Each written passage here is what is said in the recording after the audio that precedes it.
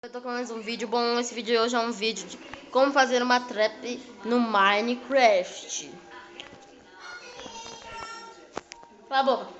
Aí você pega um carpete, qualquer cor. Vou pegar um azul claro. Você pega um baú com armadilha. Esse daqui é o baú normal. Esse daqui é o baú com armadilha. Tá, galera?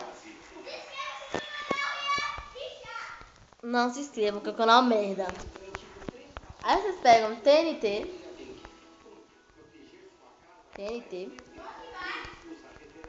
Aí vocês quebram. Quebra embaixo, né? Quebra TNT. Vocês quebram.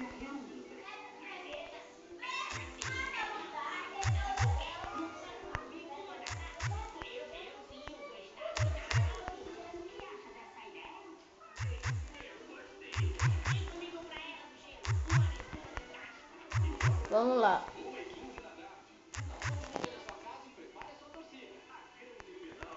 Aí vocês pegam.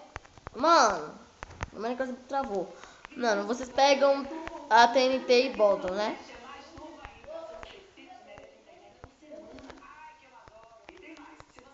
Aí você bota.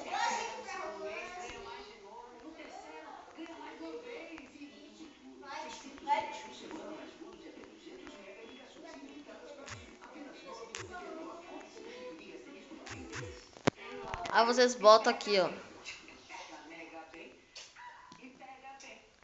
Aí vocês botam. Eu vou botar 2 baús porque eu sou desses.